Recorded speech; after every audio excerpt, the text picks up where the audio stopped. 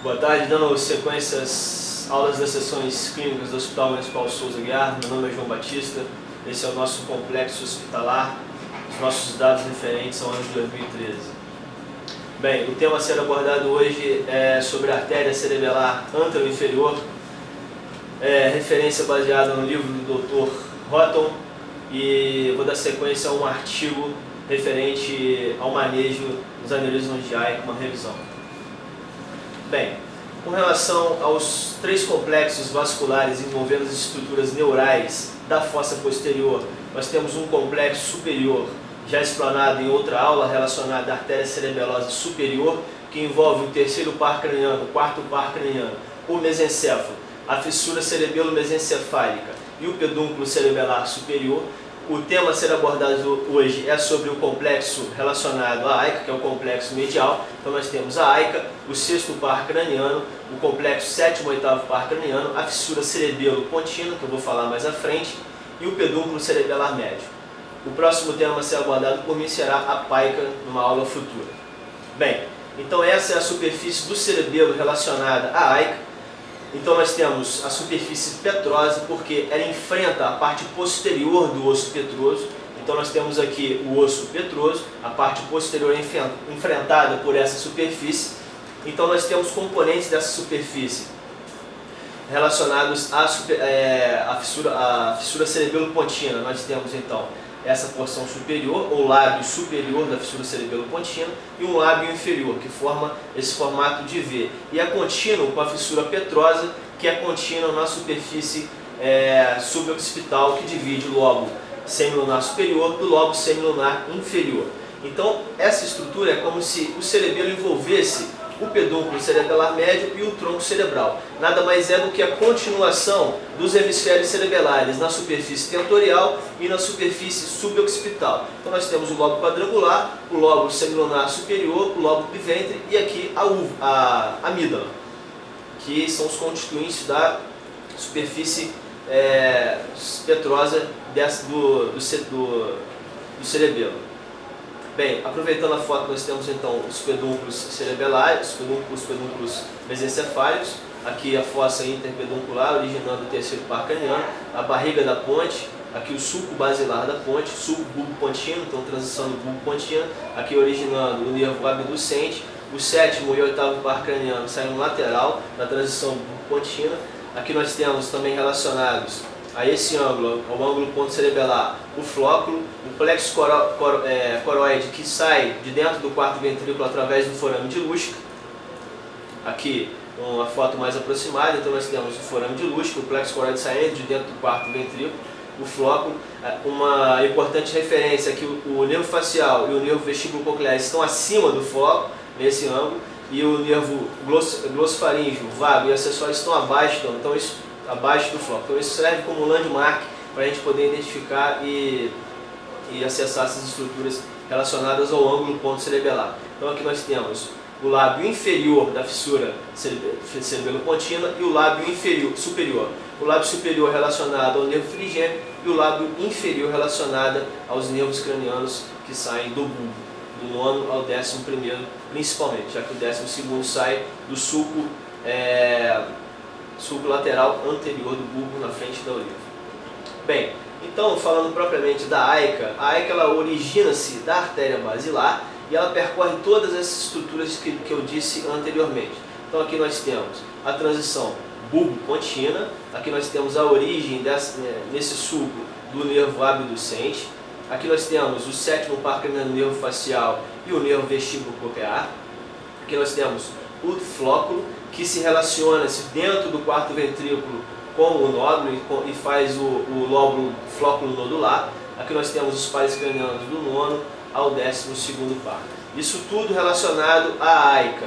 Então nós temos também o lábio superior da fissura cerebelo-pontina, também relacionado à Icke.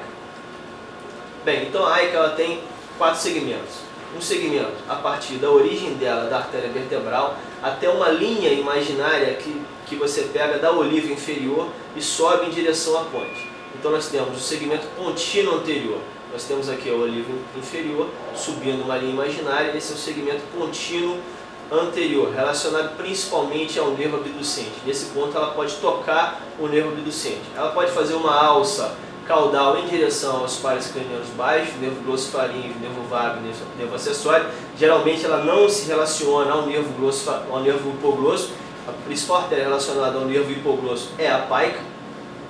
E ela continua, e ela pode passar acima, abaixo ou entre o nervo facial e o nervo vestíbulo coclear. E ela vai em direção aos lábios da fissura cerebelo-pontina e ela se bifurca posteriormente. E aí ela vai irrigar uma porção do lábio superior e uma porção do lábio inferior. Durante todo esse trajeto, ela envia perfurantes, principalmente para o complexo 7º e 8º, para o nervo abducente, para o flóculo, para o plexo coroide, que pronuncia-se aqui através do forame de Luschke, e para os lábios da fissura cerebelo-pontina. A partir desse ponto, então, do ponto em que pega da oliva em direção ascendente à ponte, chamado de segmento pontino anterior, nós temos o segmento pontino lateral. E esse segmento, o rótulo divide em 3 partes: segmento pré-meatal, segmento meatal, chamada de alça meatal, e segmento pós-meatal, quando ela se bifurca e se transforma em segmento flóculo peduncular, relacionado ao flóculo e ao pedúnculo cerebelar médio da ponte. Lembrando que a divisão de pedúnculo cerebelar médio da ponte é a partir do nervo trigêmeo. Então tudo que é medial ao nervo trigêmeo nós temos ponte, tudo que é lateral ao nervo trigêmeo nós temos pedúnculo cerebelar médio. Então esse é o segmento flóculo peduncular da AICA. E a partir daqui já se como segmento cortical. Então o segmento anterior ou pontino anterior, ele está na frente da barriga da ponte e atrás do clímax, que é esse segmento aqui. Aqui a gente vê o sexto par caminhando em direção ao canal de Dorello, que é um canal da dura mater, não é um canal ósseo, não é estrutura óssea, é um canal de dura mater que leva o sexto par craniano em direção ao seio cavernoso.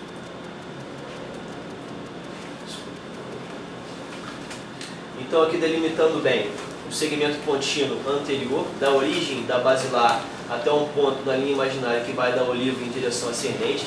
Segmento pontino lateral dividido em 3 segmentos. Segmento pré-meatal. Nesse desenho ele mostra uma alça chamada de alça subarqueada que vai em direção à fossa subarqueada do osso petroso, mas mesmo assim é segmento chamado de segmento pré-meatal. A alça meatal, essa alça ela pode se pronunciar para dentro do meato acústico interno, e o segmento pós-meatal. A partir daqui, essa é uma outra visão, uma visão do ângulo ponto cerebelar. Então nós temos aqui o aspecto póstero-lateral do tronco cerebral. Então nós temos o forame jugular, onde estão relacionados os nervos cranianos baixos, e aqui o meato acústico interno. Então a AICA está saindo do aspecto ventral do tronco, então segmento pré-meatal, segmento meatal, se pronunciando e às vezes entrando dentro do meato acústico interno. Aqui ela está dando já uma artéria chamada de artéria subarqueada, e depois como segmento pós-meatal. O que nós vimos aqui então é a alça da AICA no seu segmento meatal entrando para dentro do meato acústico interno, relacionando-se com os nervos constituintes desse forame. Então nós temos aqui a disposição dos nervos, aqui o ramo inferior do vestibular e o ramo superior, o ramo intermédio e o nervo facial. E às vezes a AICA ela entra e forma aneurismas mesmo já dentro do canal, chamado de aneurismas intracanalicular. Então nós temos segmento pré-meatal, segmento meatal e segmento pós-meatal da AICA. Esse também é uma visão do ângulo ponto cerebelar. Então, após ela formar o segmento o segmento contínuo lateral, a partir do aspecto da oliva inferior, ela se bifurca geralmente antes do complexo 7º e 8º par craniano, e ela dá um tronco vastral e um tronco caudal. O tronco vastral se direciona-se principalmente ao lado superior da fissura cerebelo-pontina e vai se anastomosar com as artérias hemisféricas originadas da artéria cerebelar superior, e um tronco caudal que vai se relacionar principalmente ao lábio inferior da fissura cerebelo-pontina e vai se anastomosar com os ramos hemisféricos da paica. Aqui novamente, então, uma AICA com uma alça em direção ao meato acústico interno, aqui ela originando um ramo que é desse segmento meatal, na maioria das vezes um ramo subarqueado, que vai em direção à fossa subarqueada, que irriga a dura mater e o osso petroso dessa região, a alça meatal, e aqui dando uma artéria labiríntica que vai entrar dentro do meato acústico interno e, em última análise, irrigar as estruturas do ouvido interno, e aqui já como segmento pós-meatal. Essa é a fossa subarqueada, é um canal, na verdade, que é uma continuação do osso petroso e é uma rota de infecção a partir da mastoide. E aqui relaciona-se também com o seio petroso superior, já que aqui entra uma veia que drena para o seio petroso superior. Tem um aspecto posterolateral, supralateral ao meato acústico interno. Então, um landmark para se acessar o meato acústico interno em termos de drilagem. Aqui já é o meato acústico interno, a artéria labiríntica, e ela dando os ramos cocleares, vestibulares e vestibulo-cocleares que vão irrigar as estruturas do meato acústico interno. O outro ramo que surge desse segmento, dessa alça, desse segmento meatal da AICA, é um ramo perfurante, que ele é recorrente. Ele sai da alça e vai em direção ao tronco cerebral, seguindo as radículas do complexo 7º e 8º par craniano, e vai irrigar o tronco cerebral. É uma artéria perfurante recorrente. Então, as três artérias que saem desse segmento, na maioria das vezes, é a artéria subarqueada, a artéria labiríntica e a artéria perfurante recorrente. Bem, esse é um artigo que fala sobre o manejo dos aneurismas de AICA, um caso ilustrativo que eu não vou falar, não vou citar nesse caso, e uma crítica literária. É um artigo que foi escrito no Barrow e no Cleveland. Essa é a foto já secada anteriormente para a explanação. Aqui, nesse artigo, ele leva uma outra classificação, não é a classificação de rótulo. Então, ele já classifica a AICA como pré-meatal, meatal e pós-meatal. Esse é um aneurisma do segmento pré-meatal, sem relação com o meato acústico interno, um aneurisma de AICA. Aqui a gente vê uma artéria vertebral originando a artéria basilar, uma artéria vertebral do outro lado enchendo com fluxo retrógrado. Bem, então a classificação proposta por esse artigo, essa é uma classificação antiga que leva como referência o segmento proximal, medial e distal da AICA. Essa nova classificação ela leva como referência a junção vértebro-basilar da AICA e da PAICA como segmento pré-meatal, e aí ela divide o segmento meatal em três tipos. Tipo 1, relacionado, o looping não está relacionado ao meato acústico interno. Tipo 2, ele está parcialmente dentro do meato acústico interno. E o tipo 3, totalmente dentro do meato acústico interno, e o segmento pós-meatal. Essa é a classificação do rótulo. A diferença da classificação do rótulo é que no segmento contínuo lateral, ele divide em pré-meatal, meatal e pós-meatal. E ele também continua como segmento flóculo-peduncular e cortical. Essa é a grande diferença. Então, essa é a classificação de Amakawa, que ele leva tipo 1 a alça vascular fora do meato acústico interno. Isso acontece na maioria dos casos. O tipo 2 parcialmente enterrado dentro do meato acústico interno. O tipo 3 totalmente sepultado dentro do meato acústico interno. O tipo 2 e o tipo 3 eles têm que ser, são chamados de intracanaliculares, aneurismas intracanaliculares, e tem que ser drilado. Não tem como acessar esse aneurisma sem drilagem. Bem, as abordagens cirúrgicas, o que a gente tem de importância em relação à AICA é a sua localização crânio-caudal, na sua relação com o clivos, e a sua localização médio-lateral ao longo do curso da artéria. Então, o que importa para a gente é a altura em que a AICA sai da basilar e a sua relação médio-lateral com o meato acústico interno. Isso que é importante na análise de se fazer um preparo pré-operatório e uma abordagem cirúrgica relacionada à AICA. A sua distância, a sua relação com o meato acústico interno, então a sua distância médio-lateral, e a sua relação da origem da basilar em relação ao clivo, se é alto ou baixo. Então, os aneurismas de AICA alto, o artigo descreve que uma craniotomia fronto-ortozigomática, embora possa ser usada, há necessidade de cranioidectomia posterior, e isso aumenta a morbidade. Uma alternativa seria a abordagem subtemporal com abertura do tentório e uma petrosectomia anterior. Drake e colaboradores descreveram 32 aneurismas de AICA e pode não oferecer, de acordo com ele, pode não oferecer adequada visualização.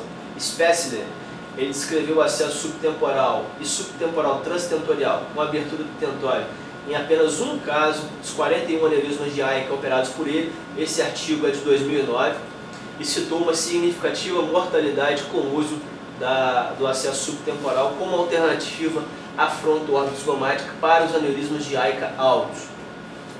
Então, isso seria um gráfico simulando uma craniostomia fronto-órbico-zigomática. Com essa visualização, a necessidade realmente de se tirar a clinoide anterior e a clinoide posterior, nesse caso.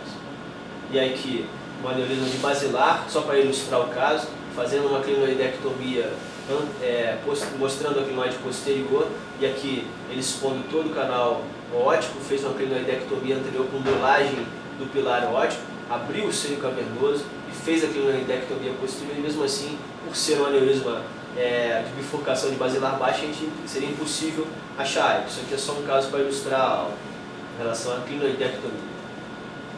Uma outra abordagem seria a petrosectomia anterior através do trígono de Kawase, para poder acessar, que é uma forma de você sair da fossa média e entrar na fossa posterior. Seria também uma outra alternativa, também com alta morbidade. Nesse caso, um acesso subtemporal, transtentorial, abrir um tentório atrás da entrada do quarto par craniano na borda livre do tentório para tentar se acessar a área. Aqui é o trígono de Kawase relacionado com uma área do osso temporal que pode ser drilada, onde não existe estrutura neuronal ou vascular importante, que é uma forma de sair da fossa média para a fossa posterior. Então, os aneurismas de AICA altos, os estudos recentes em cadáveres, eles não demonstram aumento da exposição cirúrgica na porção ventral do tronco cerebral e da origem da AICA quando comparada à abordagem reto-sigmoide. O acesso reto-sigmoide, ele faz uma esqueletização da transição transverso-sigmoide, e isso permite que você faça uma retração lateral desses seios com a menor retração do cerebelo. O seio sigmoide pode ser sacrificado, geralmente não é necessário, mas ele pode ser sacrificado de acordo com o artigo. E a indicação para aneurismas de AICA distais fora do meato acústico e do segmento pós-meatal. A abordagem reto-sigmoide. A abordagem extremo-lateral seria o oposto, aneurismas de AICA baixos, próximo à junção vértebro-basilar, geralmente aneurismas gigantes. Seria esse acesso com exposição e esqueletização de todo o segmento horizontal da artéria vertebral e a transição intra- e extracraniana da artéria vertebral. Nesse caso, a gente vê um aneurisma de Pike, para ilustrar o quanto o aneurisma de AICA deveria ser baixo para poder fazer esse acesso para os aneurismas de AICA. Uma outra abordagem seria as abordagens transpetrosais, transcoclear, translabiríntica, mas tem alta morbidade, uma consequência é a surdez, a paralisia facial e fístula helicóide, e tem pouca também exposição da AICA, e essas abordagens seriam principalmente para os aneurismas intracanalicular. Abordagem pré-sigmoide, supra e infratentorial, permite uma boa visualização da AICA, da junção vértebro-basilar. Você pode fazer esse acesso combinado com o acesso reto-sigmoide. Esse é o acesso clássico, pré-sigmoide. Aqui a gente tem o seio transverso, seio sigmoide, aqui já o bulbo da jugular.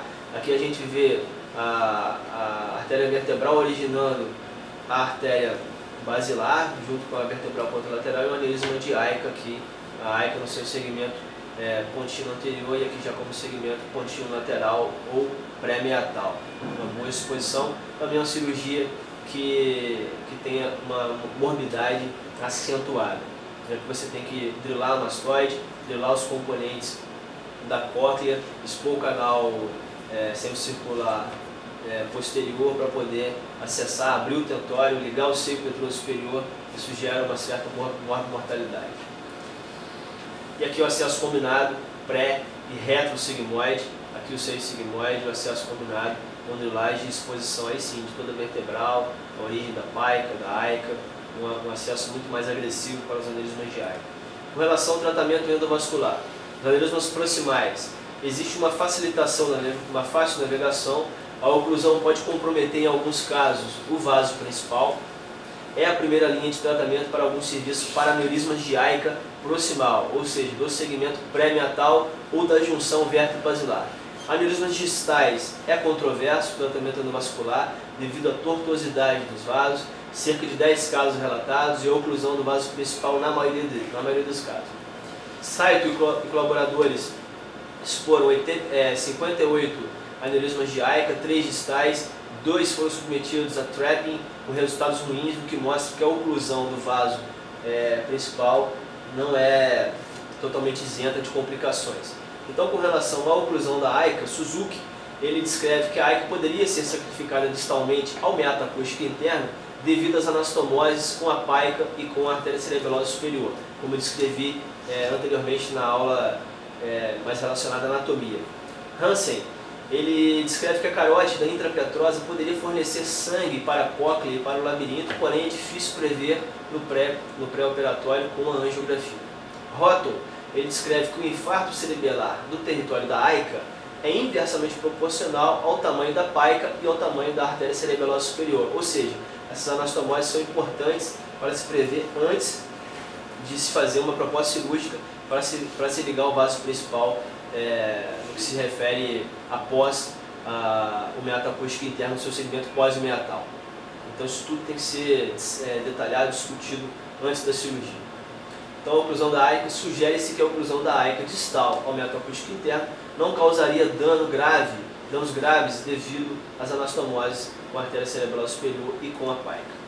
Bem, como conclusão, os aneurismas proximais, abordagem com corredores estreitos, as abordagens, as craniotomias, os acessos são estreitos e são várias abordagens permitindo um acréscimo, um aumento do espaço, ou seja, a petrosectomia anterior, a petrosectomia posterior, a abordagem através da incisão do tentório. Os aneurismas distais são menos favoráveis ao tratamento endovascular devido à dificuldade de navegar com os microcatéteres. Entretanto, em pacientes com risco cirúrgico alto, é preferível, mesmo assim, a terapia endovascular. Essas são minhas referências. Eu usei como referência o livro do Rotten, o livro Don't You Lovering, que é um atlas de microneurocirurgia, e o artigo em si. Obrigado. Valeu.